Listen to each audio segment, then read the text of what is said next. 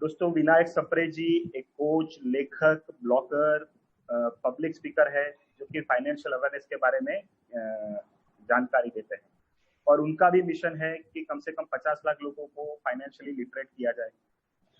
तो दोस्तों, आज ज़्यादा समय वेस्ट न करते हुए हम ये सेशन श्री विनायक सप्रे जी को हैंड ओवर करते हैं और सुनते हैं उनसे दोहो और दोहो से निवेश का ज्ञान।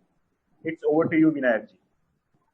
धन्यवाद मिलिंद भाई और चलो निवेशक की पूरी टीम को विशेष आभार कि आपने इस जो कार्यक्रम की शुरुआत मेरे से की है, विनायक से की है। तो हर चीज की शुरुआत गणपति से होती है। इस बार हार्ड मास का गणपति आपके सामने बैठा हुआ है और बाकी लोग जो इस लाइव प्रोग्राम को देख रहे हैं उनको शत शत नमन कि आप रविवार की सुबह आपने अपना कीमती वक्त मुझे देने की कृपा की है और एक ड्राई सब्जेक्ट, पर्सनल फाइनेंस जैसे ड्राई सब्जेक्ट को सुनने के लिए आप यहाँ पे आए हैं। तो मैं कोशिश करूंगा कि आपकी जो समय में ले रहा हूँ उसके साथ में पूर्ण तरह से न्याय कर सकूं।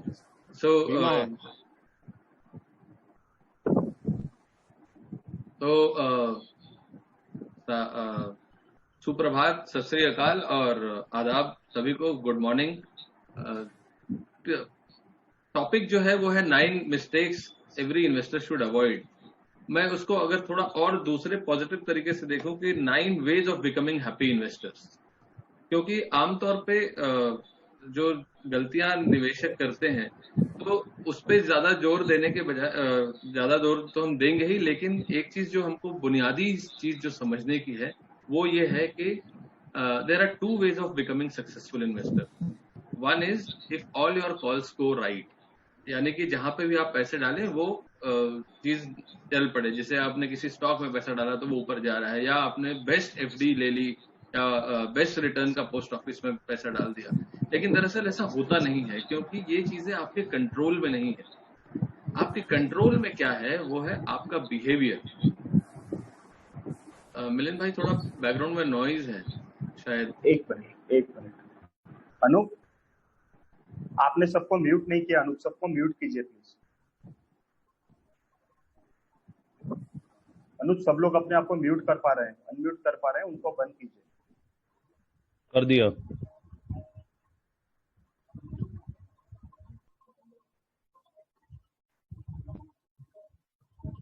फोकस करेंगे अगले 30 से 35 मिनट में, शायद 40 मिनट में। तो इस पर हम गौर करेंगे। खास बात यह है कि तो हम ये कर क्यों रहे हैं। Can you see my screen? हाँ जी सर, आपकी स्क्रीन दिख रही है sir. But it is not moving.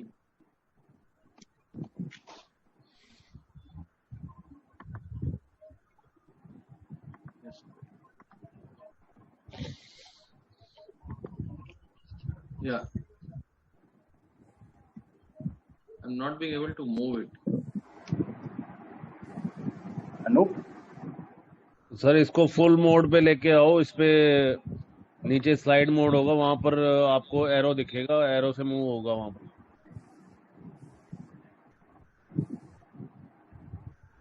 जी नीचे जो एरो आ रहे हैं ना, 2 एरो आ रहे हैं, एक प्रीवियस का एरो है, एक नेक्स्ट का एरो है। हाँ, चलिए, धन्यवाद। जब मैंने ये बात की कि चीजें जो हमारे कंट्रोल में है, जिसको हम सुधार सकते हैं, उस पे बात करेंगे। लेकिन दरअसल चीज ऐसी नहीं है कि इस विषय में लोगों ने बात कही नहीं है प्रीवियसली। अभी भी बैकग्राउंड में आवाज आ रही है sir. It's everything fine sir, सबके माइक म्यूट है। ओके, सो ऐसा नहीं है कि लोगों ने इस बारे में बात नहीं की है, लेकिन यह है कि इसका काफी भारतीयकरण करने की जरूरत है। एक आम इंसान को, एक आम भारतीय को अगर इन विषयों के बारे में जानने की जरूरत है, तो मैंने सोचा कि इसका भारतीयकरण करना चाहिए। क्योंकि विदेश में एक इकोनॉमिक्स पढ़ाया जाता है जिसको हम बिहेवियरल इकोनॉमिक्स बोलते हैं, या बिहेवियरल फाइनेंस भी बोलते हैं, जिसके विषय में 2 लोगों को नोबेल प्राइज मिल चुका है। लेकिन दुर्भाग्य की बात यह है कि भारत में बिहेवियरल फाइनेंस पे बहुत ज्यादा पढ़ाई नहीं की जाती। दरअसल एक रिसर्च भी बताता है कि अगर आप एक सक्सेसफुल इन्वेस्टर बनना चाहते हैं तो उसमें 84% भागीदारी आपके बिहेवियर से होगी कि कैसे आप अपने पैसे के साथ बिहेव करते हैं। तो ऐसे में अगर हम बात करें कि छोटा सा अगर आपको मैं एक उदाहरण दे दूं कि बीएसई सेंसेक्स करीब 40-41 साल पहले 100 पे शुरू हुआ और आज एक समय ऐसा था कि 40-42 हजार तक पहुंच गया। तो इसका मतलब ये कि 400 गुना ये सेंसेक्स बढ़ा है, 100 से 40 हजार हो गया। But most of the people on the ground you meet, उनका अनुभव बड़ा खट्टा रहा है, उनका अनुभव अच्छा नहीं रहा है। उसके पीछे कारण क्या है? क्योंकि सेंसेक्स तो बेचारा 100 का 40 हजार हो गया, लेकिन अगर निवेशक ने पैसे गवाए या बनाए तो ये उसके बिहेवियर की वजह से हुआ, कैसे अपने पैसों के साथ व्यवहार करता है। तो क्या ऐसी गलतियां कर बैठता है निवेशक अपने पैसे के साथ, उस पर हम थोड़ा गौर करेंगे। और कबीर और रहीम के दोहे मैंने क्यों चुने, इसके बारे में छोटी सी बात यह है कि जब हम बात कर रहे हैं लाइफ लेसन्स की या बिहेवियर की, तो कबीर और रहीम ने हमको जीवन में बहुत लाइफ लेसन्स दिए हैं, जिनको हम पढ़ के बचपन से पढ़ के बड़े हुए और उस पर अच्छे मार्क्स भी मिले कभी स्कूल में, लेकिन उनका निवेश से कोई संबंध हो सकता है ऐसा करना मुश्किल लग रहा था लोगों को। तो मैंने कहा कि कबीर और रहीम के जो लाइफ लेसन्स हैं उनको बिल्कुल निवेश में भी जोड़ा जा सकता है। तो करीब 4000 से ज्यादा दोहे पढ़े और उसमें से 40 दोहे उस किताब में है। कुछ दोहे आज मैं आपके साथ यहाँ पे शेयर करने वाला हूँ। हम क्या कवर करते हैं दोहानोमिक्स में? इन्वेस्टर का बिहेवियर, फाइनेंशियल प्लानिंग लेसन्स यहाँ पे आज हम थोड़ा सा कवर करेंगे, बहुत ज्यादा नहीं। Role of an advisor, role of an advisor आपके जीवन में बहुत मायने रखता है, जिसको हम अक्सर नजरअंदाज कर जाते हैं। ठीक है, लेकिन एडवाइजर तो चुनना है, तो कैसा एडवाइजर चुनना चाहिए उस पर भी हम थोड़ा गौर करेंगे। और क्या पैसा हमें खुशी दे सकता है? अक्सर हम रिटर्न के पीछे भागते हैं, तो उसमें कभी हम पैसे बना भी ले तो भी खुशी का अनुभव नहीं होता है, तो उस पर भी हम थोड़ा सा गौर फरमाएंगे। ये कुछ एक 9 मिस्टेक्स है जो हमने बात की है, आज हम अपने प्रोग्राम में प्रमोशन में भी बताया और आज हम बात करेंगे। तो ये वर्ल्ड ओवर पहली जो गलती वर्ल्ड ओवर एक इन्वेस्टर करता है, निवेशक करता है, वो सिर्फ इंडिया में नहीं, ये करीब 400 साल पुराना इतिहास है। 380-82 साल हो गए इस बात को जब पहली बार हर्ड मेंटालिटी का एग्जाम्पल देखने को मिला था। तो कबीर कहते हैं कि मूड मुड़ाए हरि मिले, हर कोई लेव मुड़ाए, बार बार के मूड से भेड़ न बैकुंठ जाए। कि अगर बाल मुड़ाने से ही भगवान मिल जाते हैं तो हर किसी को अपने बाल मुड़ा लेने चाहिए। लेकिन क्या हर साल जिस भेड़ के बाल साफ किए जाते हैं, शेव किए जाते हैं, तो क्या उसको बैकुंठ मिलता है? उसका उत्तर है नहीं। अगर हम रोज के जीवन में इसका ध्यान दें तो अगर आप देखेंगे कि कई बार होता है कि आप जिस कहीं किसी टिकट की लाइन में खड़े हैं और यहाँ 5-6 लाइन लगी हुई है, तो आपके बाजू वाली लाइन फास्ट चलती है, आप जंप करके उधर उस लाइन में चले जाते हैं, तो आपकी जो पहले वाली लाइन है वो वापस फास्ट चलने लगती है। तो आप एक लाइन से दूसरी लाइन पे जंप करते जाते हैं और पता चला जब तक आपका नंबर आए तब तक खिड़की बंद हो जाती है। या दूसरा एग्जाम्पल खासकर मुंबई जैसे शहरों में, दिल्ली मुंबई जैसे शहरों में अक्सर देखने को मिलता है कि जब आप हाईवे पे जा रहे हैं और मान लीजिए कि ट्रैफिक स्लो है, आपकी लेन का ट्रैफिक आपको लगता है कि अरे बड़ा स्लो चल रहा है, बाजू से तो 10-12 गाड़ियां निकल गई फटाफट। ऐसे में आप बड़ी जद्दोजहद करके बगल वाली लेन में घुसते हो, पीछे से लोग हॉर्न मार रहे होते हैं, आपके ऊपर चिढ़ रहे होते हैं, लेकिन आपको उस लेन में घुसते हो और जैसे उस लेन में घुसते हो आपकी जो पहली वाली लेन होती है वो चलने लगती है। ऐसा होता है ना? दरअसल ऐसा ही हम जीवन में करते हैं, जब देखा देखी पाप, देखा देखी पुण्य जिसको हम बोलते हैं, हम देखा देखी अक्सर कर जाते हैं। और निवेश के मामले में भी कुछ ये बात एक्चुअली बहुत ज्यादा लागू होती है कि चाहे आपका जब एडवाइजर ने आपको बोला, जैसे अगर हाल की बात करें तो हर कोई कहता है कि अरे गोल्ड में इन्वेस्ट करना है, अरे मुझे यूएस स्टॉक्स में इन्वेस्ट करना है। लेकिन बात यह है कि वो तो गाड़ी निकल चुकी है आगे, वो तो गाड़ी निकल चुकी है आगे। 2017 में हर कोई निवेश करना चाहता था बिटकॉइन में या मिड कैप स्टॉक्स में। आपको हर किसी को मालूम है कि उसका अंजाम क्या हुआ। 2008 जनवरी, मतलब मेरे जीवन में तो ये बहुत मायने रखने वाला दिन है 2008 जनवरी का, क्योंकि एक आईपीओ आया था और उस आईपीओ में लोगों ने अपने घर के चीजें बेच बाच के भी लोगों ने पैसा डाल दिया कि बस आज अभी नहीं तो कभी नहीं। उस आईपीओ का क्या परिणाम हुआ आज हम सबको मालूम। तो इसलिए देखा देखी ना करें और अपना जो आपका गोल है उस पर ध्यान रखें। लेकिन चक्कर ये होता है कि उस समय जब आपका एडवाइजर आपके गोल पे बात कर रहा होता है ना, तो आपको वो एक्साइटिंग नहीं लगता है। अक्सर लोग अपने पैसे से एक्साइटमेंट डिराइव करना चाहते हैं कि अरे कुछ एक्शन होना चाहिए। तो आपका जो जेन्युइन एडवाइजर है जो आपको बता रहा है कि सर आपका आप फाइनेंशियल प्लानिंग करो, आपका गोल पे ध्यान दो, आपको फलाना जगह आप निवेश करोगे तो आपको 8% 10% की जरूरत है, लेकिन आपको वो उसमें एक्साइटमेंट नहीं नजर आती है। आपको तो वो लगता है कि जो टीवी पे आ रहा है आदमी वो बता रहा है कि फलाना स्टॉक में ले लो तो 3 महीने में 6 दोगुना हो जाएगा, 6 महीने में दोगुना हो जाएगा। हाँ, और ऐसी चीजें बता रहा है जिसमें कि छलावा बातें हैं। तो उस आपको जो जेन्युइन फाइनेंशियल एडवाइजर है आपके यहाँ पे, उसकी बात में आपको कोई एक्साइटमेंट नहीं दिखती है। तो इसलिए कबीर कहते हैं कि साचे कोई न पति जई झूठे जग पति आए, कि जो सच्चा आदमी है ना उसमें लोगों को कोई इंटरेस्ट नहीं आता है। लोग सब वो जो छलावा बातें करते हैं उस पे उसके पीछे भागते हैं। झूठे जग पति आए, गली गली गोरस फिरे, मदिरा बैठी बिकाए। ये कुछ ऐसा ही है कि दूध को बिकने के लिए गली गली घूमना पड़ता है, लेकिन शराब अपनी जगह बैठे बैठे बिक जाती है। शराब के शायद वास्तुशास्त्र वगैरह की भी जरूरत नहीं होगी। आपने कोई शराब की दुकान बंद होते इसलिए नहीं देखी होगी कि बिक्री नहीं हो रही, करेक्ट, क्योंकि लोगों को एक्साइटमेंट दिखाई देता है। इसी तरह से जब आपको कोई लंबे चौड़े दावे कर रहा हो ना, तो आप समझ लीजिए कि ये एक्चुअली आपके निवेश के लिए कोई अच्छी बात है नहीं। तो investment should be a boring job और it needs to be followed by a process. दूसरी चीजें होती है कि हमने देखा है कि हमारे देश में खासकर हम लोग दो एसेट क्लास में बहुत ज्यादा पैसे डालते हैं। उसमें से एक है रियल एस्टेट। हर कोई रियल एस्टेट में पैसा डालता है। उसके पीछे कारण यह है कि उसको लगता है कि ये सिर्फ ऊपर ही जाएगा। और ऐसा क्यों लगता है मैं ये आपको बताऊं, क्योंकि उसकी एनएवी डिक्लेयर नहीं होती। आपने कभी ये नहीं देखा कि आज मैंने ये फ्लैट खरीदा है 1 करोड़ रुपए में, तो आज इसकी कल को एनएवी कितनी बढ़ गई। लेकिन जब आप किसी म्यूचुअल फंड में पैसे डालते हैं या आप किसी स्टॉक में पैसे डालते हैं, तो उसका रेट हर स्टॉक में हर सेकंड पे बदलता है और म्यूचुअल फंड में हर रोज बदलता है। तो आपको जबरदस्ती वो देखने की इच्छा होती रहती है।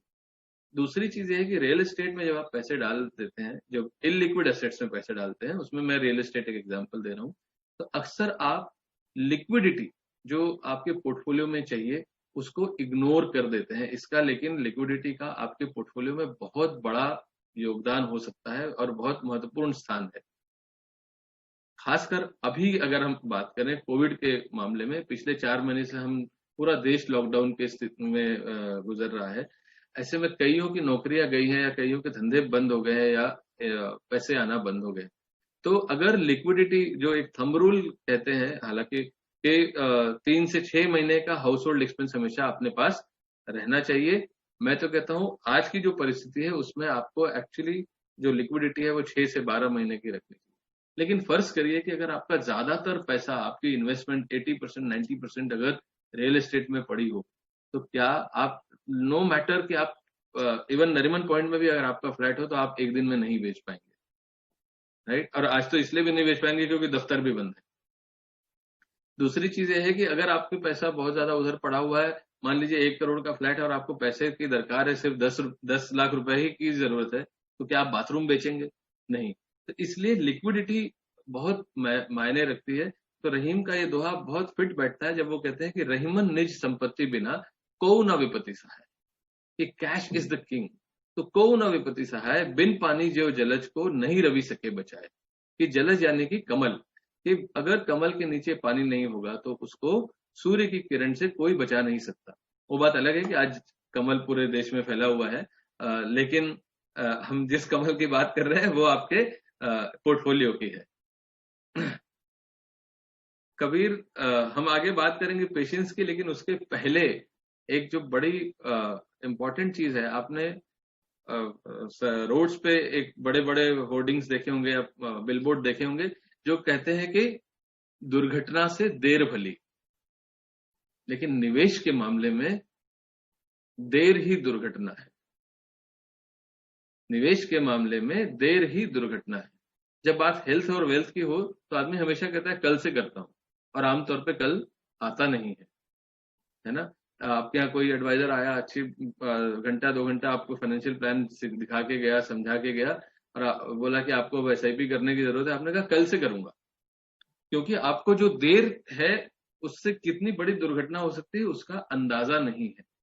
तो इसलिए कबीर कहते हैं कि काल करे सो आज कर, आज करे सो अब, पल में परलय होएगी, बहुरी करेगा कब। कि इसका हमने स्कूल में जब हमको पढ़ाया गया तो इसका हमने अर्थ का अनर्थ कर दिया, लेकिन निवेश के संदर्भ में अगर आप डिले करते हैं तो देखिए कितनी बड़ी प्राइस आप पे करते हैं, वो हम आपको अभी दिखाते हैं। तो ये स्टोरी है सिमरन और राज की।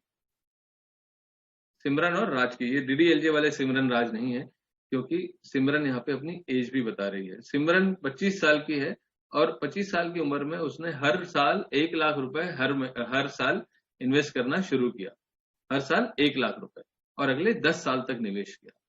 और ये मान ले कि इसका अगर रेट ऑफ रिटर्न 12% है, तो ऐसे में उसका फ्यूचर वैल्यू क्या होगी वो हम देखेंगे।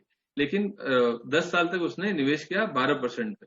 और राज जब 10 साल बाद उसकी जिंदगी में आया तो उसने कहा कि सिमरन अभी अगले 25 साल तक मैं निवेश करूंगा तुम्हारे बिहाफ पे 1 लाख रुपए सालाना, जैसे तुम कर रही थी वैसे मैं करूंगा, लेकिन अगले 25 साल तक करूंगा। अभी देखने वाली बात यह है कि सिमरन ने अपनी इन्वेस्टमेंट रोक दी, लेकिन उसको निकाला नहीं, रिडेम्पशन नहीं किया, तो वो पैसा भी 12% की दर से बढ़ रहा था। तो सिमरन की टोटल जो स्टेइंग इन इन्वेस्टमेंट थी वो 35 साल थी और राज की 25 थी। हालांकि राज ने 25 लाख रुपए निवेश किए। तो इस कॉन्वर्सेशन को थोड़ा पार्टिसिपेटिव बनाने के लिए आप लोग से मैं दरखास्त करूंगा कि चैट बॉक्स में अगर आप डालें कि राज की फ्यूचर वैल्यू क्या होगी और सिमरन की क्या होगी।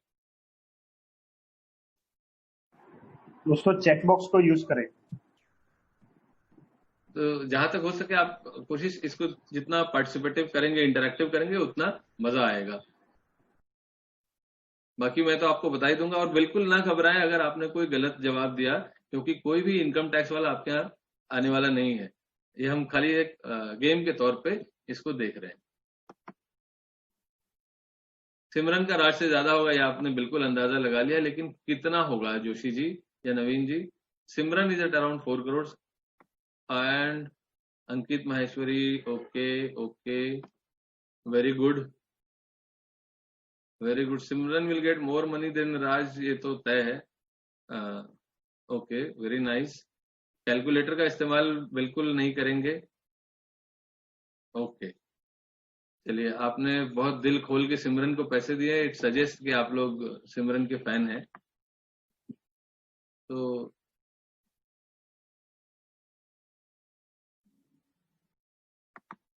अरे ये वापस, हाँ, Simran is at 3.59 crore and Raj is at 1.48 crore. See, this is the cost of, जो जल्दी करने का जो फायदा हुआ वो सिमरन को ये हुआ। काल करे सो आज कर, आज करे सो अब, पल में परलय होएगी, बहुरी करेगा कब। डिस्पाइट के राज ने 25 लाख रुपए डाले, 15 लाख ज्यादा डाले, लेकिन उसकी फ्यूचर वैल्यू फिर भी सिमरन के मुकाबले काफी कम है। एक चीज जो हम अक्सर बच्चों को बताते हैं लेकिन खुद भूल जाते हैं, वो है डिसिप्लिन। धीरे धीरे रे मना, धीरे सब कुछ होए, माली सींचे 100 घड़ा, ऋतु आए फल होए। तो अक्सर हम लोग कोट करते हैं आइंस्टाइन को, कि आइंस्टाइन ने कहा था कि विश्व का 8वां आश्चर्य उनके हिसाब से पावर ऑफ कंपाउंडिंग है। लेकिन जब बात खुद पे आती है तो हम ये भूल जाते हैं। दूसरी चीज, उस पावर ऑफ कंपाउंडिंग को फलीभूत होने के लिए, उस पावर ऑफ कंपाउंडिंग को आपके पोर्टफोलियो में सक्सेसफुल होने के लिए एक चीज, 2 बातें जो बहुत महत्वपूर्ण है, वो है आपका डिसिप्लिन और दूसरा आपका धैर्य। हम लोग अक्सर भगवान के सामने प्रार्थना करते हैं कि हे ईश्वर मुझे धैर्य दो, लेकिन थोड़ा जल्दी करो। हाँ, जब स्पेशली बात जब निवेश की आती है। लेकिन आपको मैं अगर एग्जांपल दूं लाइफ से रिलेटेड, और जो कि मैं हमेशा अपनी जिंदगी, आप आसपास की जिंदगी से रिलेटेड ही एग्जांपल देना पसंद करता हूं, कि अपने निवेश को अपने बच्चे की तरह संभालें। और हर कोई बच्चा अपने जिंदगी में उतार चढ़ाव से गुजरता है, तो क्या हम उसको पढ़ाना बंद कर देते हैं? उसका उत्तर है नहीं। उसी तरह से जब हम निवेश कर रहे हैं तो आपको धैर्य दिखाने की जरूरत है और साथ ही साथ कंटिन्यूटी बनाए रखने की जरूरत है। तो धीरे धीरे रे मना धीरे सब कुछ होए, जिस तरह से कि पौधे को रोज पानी देंगे तभी जाके वो 7 साल 8 साल बाद आम देने लायक वो पेड़ हो पाएगा। माली सींचे 100 घड़ा ऋतु आए फल होए। तो आपको धैर्य रखना है और कंटिन्यूटी रखनी है। छोटा सा एग्जाम्पल, आपके फाइनेंशियल एडवाइजर ने भी ये बात आपको जरूर बताई होगी कि आपको निवेश करते रहना चाहिए, एसआईपी करिए सर। एसआईपी करने का फायदा ये है कि आप बाजार ऊपर नीचे जाता है तो अलग अलग एनएवी मिलती है, रुपी कॉस्ट एवरेजिंग का फायदा होता है। उसने तमाम बातें आपको बताई होंगी, आई एम श्योर। लेकिन साल 2 साल बाद आप एडवाइजर को फोन करते हो और कहते हो कि अरे आपने तो बताया था कि वो बाजार जब ऊपर नीचे होगा इसलिए अपन एसआईपी करते हैं तो बाजार के उतार चढ़ाव का फायदा मिलता है। लेकिन जिस दिन मेरी एसआईपी जानी होती है उस दिन बाजार ऊपर होता है। ऐसा क्यों? तो मेरे ख्याल से कि हमारा एसआईपी का डेट बदल देना चाहिए। और ऐसे भी कुछ एक ज्ञानी लोग हैं जो रिसर्च रिपोर्ट लेके आ जाते हैं कि अगर आपने 28 तारीख को एसआईपी की होती तो आपका रिटर्न ज्यादा होता। तब वो बेचारा आपका फाइनेंशियल एडवाइजर है, वो एक्सप्लेनेशन देने में लग जाता है क्योंकि उसने तो आपका एसआईपी 7 तारीख को किया। तो मैंने कहा कि इसको थोड़ा एड्रेस करने की जरूरत है। तो यहाँ पे एक स्टोरी है 2 दोस्तों की। एक का नाम है लकी, दूसरे का है अनलकी। जनवरी 2000 में उन दोनों ने ये निश्चय किया कि हर महीने 10,000 रुपए डालेंगे, हर महीने 10,000 रुपए निवेश करेंगे सेंसेक्स में। बीएसई सेंसेक्स में हर महीने 10,000 रुपए निवेश करेंगे। डेट तय नहीं की थी, लेकिन यही बात थी कि हर महीने एक बार निवेश करेंगे। तो एज द नेम सजेस्ट, जिस दिन लकी पैसा डालता था उस दिन मार्केट का यानी बीएसई सेंसेक्स का उस महीने का बॉटम होता था। ये ध्यान दीजिएगा, जिस दिन लकी पैसा डालता था उस दिन मार्केट का बॉटम होता था उस महीने का, और जिस दिन अनलकी पैसा डालता था उस दिन उस महीने का मार्केट का टॉप होता था। और ऐसा 1-2 नहीं, 222 महीने तक चला। आपको लगता है कि कोई व्यक्ति 222 महीने तक अनलकी हो सकता है? या आपको लगता है कि कोई व्यक्ति 222 महीने तक लकी हो सकता है? आई एम श्योर आप भी मेरी तरह ही सोचेंगे कि ऐसा संभव नहीं है। तो जब आपका एसआईपी 2-4 इंस्टॉलमेंट ऊपर में चला गया तो परेशान होने वाली बात नहीं है, परेशानी होने की बात नहीं है। तो यहाँ पे अगर हम देखें, वापस आपका पार्टिसिपेशन चाहूंगा कि जब कोई व्यक्ति 222 महीने तक लगातार टॉप पे खरीद रहा है और कोई व्यक्ति लगातार 222 महीने तक बॉटम पे खरीद रहा है, तो दोनों के रिटर्न में फर्क होना चाहिए। तो उन दोनों के रिटर्न का जो परसेंटेज है उसमें फर्क कितना होगा, जरा चैट बॉक्स में डालने की कोशिश करें।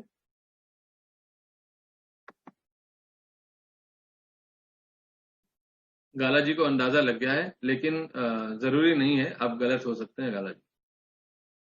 तो आनंद जी ने बोल दिया सेम रिटर्न 0.5 मार्जिनल 1.5। सब फाइनेंशियल एडवाइजर बैठे हैं लग रहा है यहाँ पे। 2% है ना, 2 to 3% मार्जिनल। ओके, ठीक है, धन्यवाद। मैं इसलिए भी करा रहा हूं ताकि आप लोग सो ना जाएं।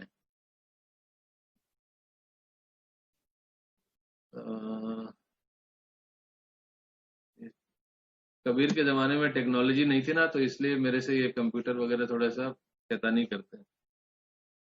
ये 1 सेकेंड, यस सॉरी, 12.34 एंड 13.23। कहने का मतलब है कि 0.9% का फर्क है 222 महीने के दरमियान।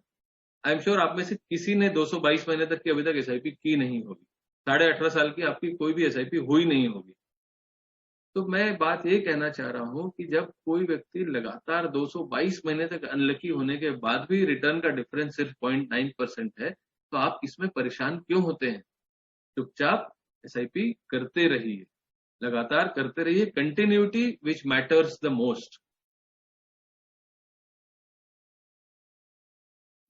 लेकिन बात वही हो जाती है कि जब ये बात सुलझ गई, आपने ये डेटा देख लिया, लेकिन 3 साल में एसआईपी का रिटर्न ही नहीं आया। रिटर्न जो है वो सिंगल डिजिट है। आज के समय में तो 5 साल में भी कोई बहुत अच्छा रिटर्न नहीं है।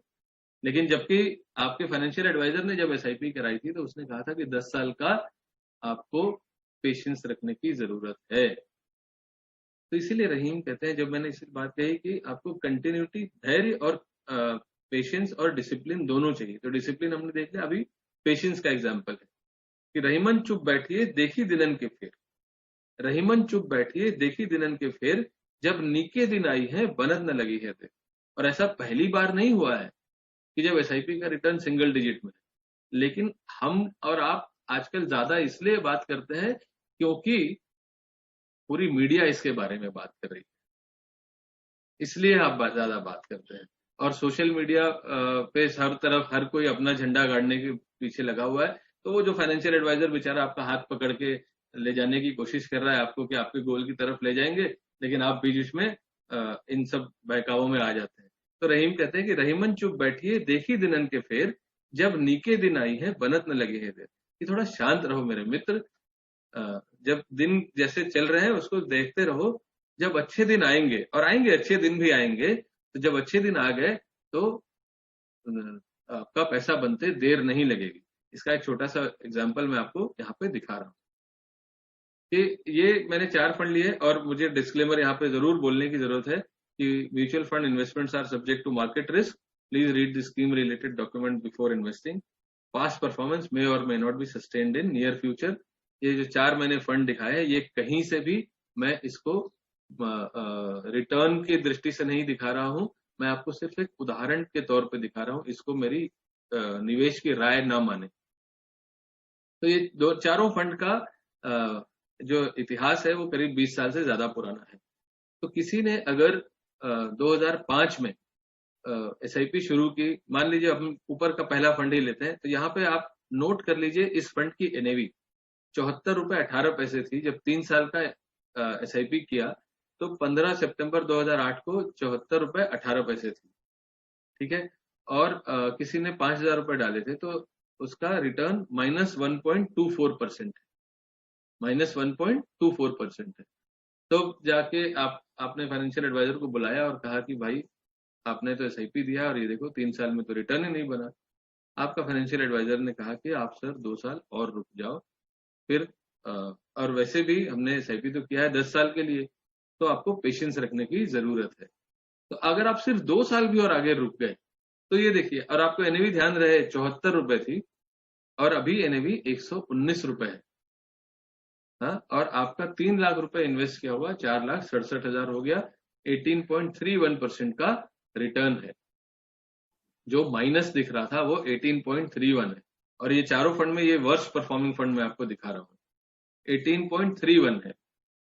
ठीक है, जब ही 18.31 है तो ये हुआ कैसे? तो आपको एनएवी ध्यान रखिए 74 थी 2008 में, 119 हो गई 2010 में।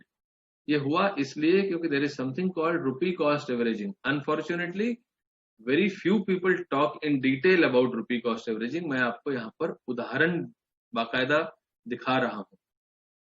अगर आपको याद हो 2008 में एनएवी थी 74 रुपए और वो बढ़ के 119 हो गई, लेकिन ये 18% का रिटर्न आया किस तरह से कि अगर आप राइट एक्सट्रीम राइट कॉलम देखिए तो आपका एवरेज कॉस्ट पर यूनिट 76.45 है। इसका क्या मतलब क्या हुआ कि आप जब बॉटम पे या जब बाजार नीचे था तो आप जब खरीदते जा रहे थे तो आपके नंबर ऑफ यूनिट्स बढ़ रही थी और वो भी लो कॉस्ट पे बढ़ रही थी। तो आपकी एवरेज कॉस्ट पर यूनिट 76 रुपए आई है सिर्फ, जो कि 2 साल पहले की एनएवी के आसपास है, जबकि आज एनएवी 119 रुपए। तो that is the beauty of rupee cost average. That is the reason that you should keep on continuing your systematic investment plan, specially if the goal is long term, very very long term. लेकिन ये सब इतनी बात बताने के बाद भी, इतना सारा डेटा दिखाने के बाद भी, फाइनेंशियल एडवाइजर जब आपको बोलता है कि आपका बेटे का एजुकेशन के लिए, क्योंकि आज 22 लाख रुपए लग रहे हैं, 25 लाख रुपए लग रहे हैं आईएम में एडमिशन कराने के, 15 साल बाद ये शायद 80 लाख रुपए हो जाएंगे, क्योंकि अगर इन्फ्लेशन पकड़े तो। लेकिन आप उससे एक छोटा सा सवाल, और वो बताता है कि आपको एसआईपी करनी है, मान लीजिए 40,000 या 50,000 रुपए महीने की करनी है, आप उससे एक छोटा सा सवाल पूछ बैठते हो कि मिनिमम इन्वेस्टमेंट कितना है। अब मैं आपसे एक सवाल पूछता हूं, फर्ज करिए कि आप एक 50 ओवर का मैच खेल रहे हैं और सामने वाली टीम ने 300 का लक्ष्य रखा है आपके सामने, तो क्या आप दूसरी टीम के कैप्टन के पास जाके पूछते हो कि मिनिमम कितना बनाऊं कि मैच ना हारूं? अरे जब लक्ष्य 300 का है तो 300 बनाना है ना। उसी तरह से जब लक्ष्य है 80 लाख रुपए 1 करोड़ जुटाने का और SIP 50,000 करने की है, तो उसमें मिनिमम का तो सवाल ही नहीं आता। लेकिन आप पूछते हो मिनिमम कितना है। तो ये कम इन्वेस्टमेंट करने की बीमारी है, क्योंकि उसका एक कारण ये भी हो सकता है कि अक्सर ये होता है कि ये एडवाइजर तो हमेशा मुझे ज्यादा अमाउंट ही बताएगा निवेश करने की। तो आपको सबसे पहले तो उस पर विश्वास करने की जरूरत है। दूसरी चीज ये है कि ये ध्यान रखिए कि जब कंपाउंडिंग आती है ना, तो जिस तरह से रिटर्न में उसका फायदा होता है, उसी तरह से इन्फ्लेशन की कंपाउंडिंग से आपका नुकसान भी होता है। ये हमेशा ध्यान रखिएगा। हाँ, तो रही और लोग कहते हैं मैं risk averse investor. Risk averse कोई नहीं होता मेरे हिसाब से। आमतौर पे रिस्क एवर्स सिर्फ ऐसे नहीं होता, लोग लॉस एवर्स ज्यादा होते हैं, रिस्क एवर्स कम होते हैं। एक छोटा सा एग्जांपल मैं अपने घर का देता हूँ। मेरा छोटा बेटा क्रिकेट खेलते समय बड़ा रिस्क एवर्स है बैट्समैन। वो आमतौर पे चौके छक्के मारने का रिस्क नहीं लेता कि वो आउट हो जाए। एक दिन मैंने उससे पूछा कि 10 ओवर में अगर 90 रन बनाने हो तो फिर भी तुम ऐसे ही प्लेट कर करके धीरे धीरे खेलोगे? बोला नहीं, 90 रन बनाने तब तो मुझे रिस्क लेना ही पड़ेगा, चौके छक्के मारने ही पड़ेंगे। मैंने कहा अगर नहीं मारे तो बोला अरे फिर आई लूज द मैच।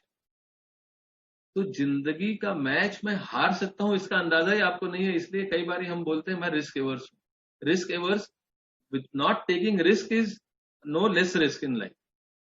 लेकिन आपको कैलकुलेटिव होने की जरूरत है कि मुझे कितना रिस्क लेने की जरूरत है। वही आदमी जो कहता है कि मैं रिस्क नहीं ले सकता, वही किसी 4 दिन बाद कोई आदमी बोले कि 3 महीने में डबल हो जाएगा, फलाना स्टॉक में पैसा डाल दो, तो आदमी जंप मार के उधर डाल देता है। हम लोग अलग अलग परिस्थितियों में अलग अलग तरीके से बिहेव करते हैं। आप इधर जब कई लोग होते हैं जो बोलते हैं कि मुझे ना रिस्क एवर्स हूं तो मुझे FD का इन्वेस्टमेंट ही ठीक है, वही आदमी आधे घंटे बाद देखेंगे कि बिना हेलमेट लगाए 90 की स्पीड पे बाइक चला रहा है। अब आप मुझे बताइए कि जान जाने का खतरा ज्यादा है या इन्वेस्टमेंट से पैसा कम होने का खतरा ज्यादा है? निश्चित ही जान जाने में खतरा ज्यादा है, लेकिन वो एक कंफर्ट है कि हेलमेट नहीं लगाया तो भी पड़ोसी मर सकता है, मैं नहीं मर सकता। तो रहीमन छोट नरनसो बहुत बड़ो नहीं काम। तो रहीम कहते हैं कि छोटे लोगों से बड़े काम नहीं हो सकते, बड़ो दमामो ना बने 100 चूहों के चाम। जिस तरह से कि 100 चूहे भी अगर मर गए तो भी बड़ा नगाड़ा नहीं बन सकता। इसलिए SIP लंबी ही नहीं बड़ी भी होनी चाहिए। हमेशा इस बात का ख्याल रखें। तो आपको मैं एक छोटा सा एग्जांपल देता हूं कि मैं एक 25 साल के व्यक्ति से मिला। अक्सर आपको फाइनेंशियल एडवाइजर बताते होंगे या बहुत सारे टीवी पे जो ज्ञानी लोग आते हैं या अखबारों में जो लिखते हैं वो ज्ञान देते हैं कि किस तरह से आप पैसे बना सकते हैं। मैं आपको दूसरा आइडिया देता हूँ, आप पैसे कैसे गंवा सकते हैं। हाँ, पैसे गंवाने का भी एक अलग मजा है ना, क्योंकि बड़े लोग ही ऐसे ही हरकतें कर सकते हैं, छोटे लोगों के बस की बात है नहीं ऐसे ही पैसे गंवा देना। तो 25 साल के एक लड़के को मैंने बोला कि अगर 15,500 रुपए हर महीने वो निवेश करे और 12% की दर से वो अगर अगले 35 साल तक उसको रिटर्न आता रहे तो करीब करीब 10 करोड़ रुपए पे वो पहुंच जाएगा। उसको मेरी बात बड़ी अच्छी लगी, बस बात वहीं खत्म हो गई, क्योंकि बात अच्छी लगी और बोला कि अगले महीने से निवेश करते हैं। बात होते होते जब 1 महीने की बात हुई तो मैंने कहा कि चलो निवेश कर लेते हैं। बोला नहीं सर, चक्कर ये है कि मेरा ना अफेयर चल रहा है, 2 साल से हम लोग कोर्टशिप में है, तो मैंने अपनी गर्लफ्रेंड को 85,000 का एक मोबाइल फोन गिफ्ट कर दिया उसके जन्मदिन पे और अपने लिए 1 लाख रुपए की बाइक खरीद ली ताकि जीवन सुखमय रहे। मैंने कहा अच्छी बात है, ये भी जरूरी है लाइफ में, तो अगले साल से मैं SIP करूंगा। तो उसने बचाए कितने, 1,85,000 रुपए साल के। और देखिए 35 के बजाय अगर वो 34 साल SIP करता है तो क्या होता है। उसने बचाया 1,85,000 रुपए, लेकिन पोटेंशियली 1,14,00,000 रुपए का नुकसान सहन कर लिया। ये सबके छोटे छोटे लोगों की बात नहीं, ये बड़े बड़े लोगों के काम हो सकते हैं। तो 1 साल बाद मैं वापस गया और मैंने कहा कि अच्छा आप कर लेते हैं SIP? तो बोला सर कर तो लेंगे लेकिन एक प्रॉब्लम है कि मेरी शादी तय हो गई। मैंने कहा अरे प्रॉब्लम नहीं है तो अच्छी बात है। उसने कहा नहीं प्रॉब्लम है, प्रॉब्लम ऐसी है कि दोस्त लोग बोल रहे हैं कि एक जिंदगी ना मिलेगी दोबारा मूवमेंट करते हैं, तो इसलिए हमने दोस्त लोगों ने यूरोप घूमने का प्लान किया है, तो उसका बजट कुछ 1,90,000 के आसपास आ रहा है, तो SIP अगले साल होगी। मैंने कहा कोई बात नहीं, अगले साल होगी। तो अगले साल अब 33 साल के लिए करेंगे, तो अभी फ्यूचर वैल्यू 7,81,00,000 हो जाती है। मेरे कहने का मतलब यह है कि जो मैंने पहले आपको बात बताया, ये है कॉस्ट ऑफ डीले, कि आपने 1,85,000 रुपए आज का प्रोक्रेस्टिनेट कर दिया अगले साल के लिए, लेकिन भविष्य का 1 करोड़ रुपए का खून कर दिया। बात यही आती है कि 25 साल का लड़का अगर ये सब नहीं करेगा तो क्या विनायक सप्रे तुम करोगे? जवाब है कि नहीं, उसको ही करना चाहिए, उसको सूट भी करता है क्योंकि वो जीवन का एक हिस्सा है। ऐसे में 15,000 न सही 5,000 ही सही, 5,000 का निवेश हर महीने करे और हर साल ये कमिटमेंट रखे खुद के लिए कि 10% से बढ़ाएगा, तो भी वो 10 करोड़ रुपए पहुंच सकते। लेकिन बात यह है कि something is better than nothing तो होना ही चाहिए, with commitment that every year I will increase certain amount of money through SIP। लेकिन ये सब बातें बता दी ना, उसके बाद आप कन्विंस भी हो गए, आपको बात में दम भी लगा, फिर आपने लगा दिया टीवी, और टीवी पे एक आदमी बढ़िया सूट बूट पहन के बैठा हुआ आपको ज्ञान दे रहा है, अंग्रेजी में बढ़िया बात कर रहा है, और उसने बता दिया कि मेरे जो निवेशक हैं या अगर आप ऐसे करेंगे, इस तरीके से आप इन्वेस्टमेंट करेंगे तो आपके इस तरह से पैसे बन जाएंगे, तमाम तरीके की राय, बड़ी बड़ी बातें करेगा। हाँ, और आपको लगेगा कि हाँ यार इसकी बात में ज्यादा दम है और ये तो बड़ा चैंपियन आदमी दिखाई दे रहा है मुझे। लेकिन और आप ये सवालों का वो जवाब भी देता है। इन्वेस्टमेंट जिसको हम पर्सनल फाइनेंस कहते हैं, वो पर्सनली होना चाहिए। टीवी पे बैठा हुआ आदमी जब आपको सलाह दे रहा हो तो ना वो आपको जानता है ना वो आप उसको जानते हैं। आपको कौन जानता है? जो आपके घर पे फाइनेंशियल एडवाइजर आता है, वो आपको जानता है। आप उसको जानते हैं क्योंकि वो पिछले 8-10 सालों से आ रहा है, या अभी भी आ रहा हो तो भी यह है कि आपको मालूम है कि he is just one call away, और आप उससे अपने तमाम तरीके की बातें बताते हो। ऐसा कैसे हो सकता है कि आपने टीवी पे जो एक्सपर्ट बैठा है उसको बोला कि सर मेरे पास 2 लाख रुपए मैं कहाँ निवेश करूं? उसको तो ये मालूम ही नहीं है कि आपकी लिक्विडिटी का पोजीशन क्या है, आपका लोन का पोजीशन क्या है, आपके परिवार में डिपेंडेंसी कितनी है, ये सब कुछ नहीं मालूम है। वो तो हवा में ऐसे ही बता देगा आपको। उसके बजाय जब मैं पर्सनल फाइनेंस की बात कर रहा हूं तो आपका जो पर्सनल फाइनेंशियल एडवाइजर है उससे संपर्क करें। साधु भया तो क्या भया, माला पेहरी चार, बाहर भेष बनाइया भीतर भरी भंगार। तो आदमी जो बड़ी बड़ी बातें कर रहा है वो ऐसे साधु होगा जिसने मालाएं बहुत सारी पहन ली है, लेकिन दरअसल वो आपको जानता नहीं है। तो बाहर बड़ा बढ़िया भेष बनाया हुआ है, अंदर हो सकता है कि वो व्यक्ति खोखला हो। उसके बजाय एक अच्छा फाइनेंशियल एडवाइजर चुनिए और उसके साथ अपनी दुख सुख की बातें बताइए, उसको बताइए कि आपके रिक्वायरमेंट्स क्या है, उस हिसाब से वो आपका पोर्टफोलियो डिजाइन करता है।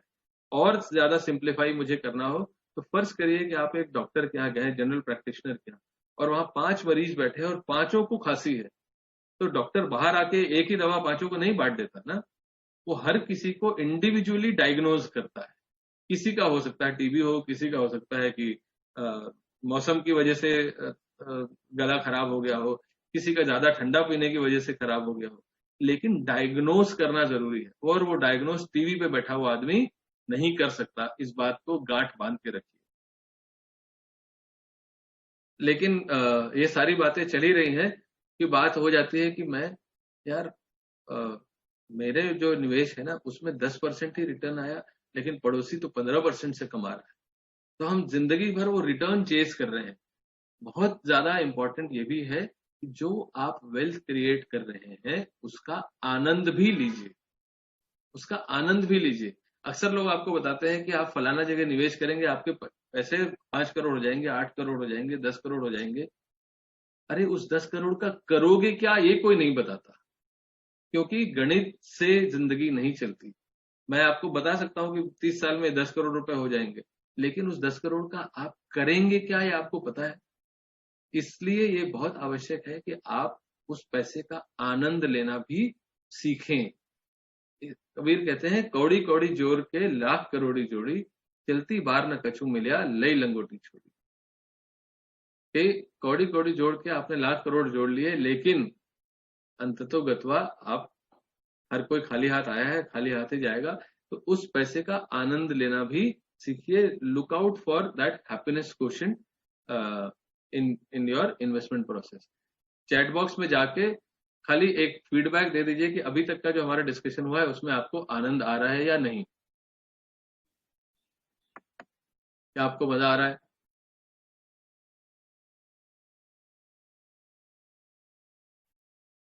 चलिए, मेरा उत्साहवर्धन के लिए बहुत बहुत धन्यवाद। और तो इस मोड पे मैं आप लोगों से आग्रह करूंगा कि 10 सेकंड के लिए अपनी आंखें बंद करें। ईमानदारी से, मैं आपको देख नहीं पा रहा हूं, 10 सेकंड के लिए अपनी आंखें बंद करें और एक पेड़ के बारे में कल्पना करिए जिसपे आपको जो जीवन में चाहिए, मटेरियलिस्टिक चीज, ये नहीं कि मुझे मोक्ष चाहिए वो मैं देखूं, वो नहीं। आपके जीवन में जो भी गोल हो, जो मुझे चाहिए, चाहे वो बेटे की पढ़ाई हो, कार हो, बंगला हो, जो भी चीज आपके दिमाग में चल रही हो, वो 10 सेकंड तक आप कल्पना करिए कि उस पेड़ पे है, जो आपके जीवन के गोल है बेसिकली। 10 सेकंड तक आप आंख बंद करके कल्पना करिए।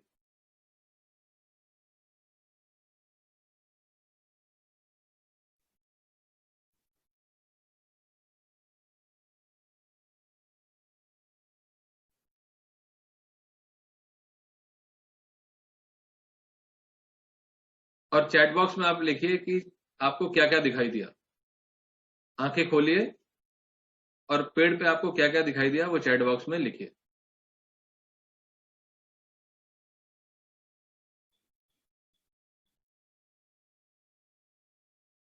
Free from home loan, passive income for my child, money rain, my son has filed, wow, travel, child education, retirement, health, happiness. Happiness is a very relative thing.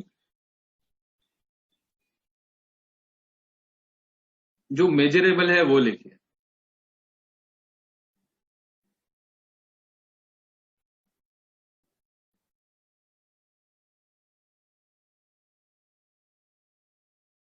Very good.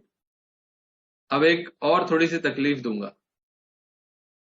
आप में से पेड़ की जड़ किसको दिखाई दी ये बताइए, हाँ या ना में लिखिए। क्या आपको पेड़ की जड़ दिखाई दी?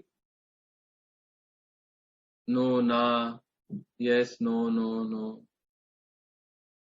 जिसने भी यस बोला है उसको साष्टांग नमस्कार। आप निश्चित ही आप सारे गोल पूरे करेंगे। ये सारे गोल जो आपको पेड़ पे दिखाई दिए ना, ये सब अचीव हो सकते हैं अगर अगर आपने जो पिछली 9 गलतियां मैंने आपको दिखाई उसको अवॉइड कर दिया तो।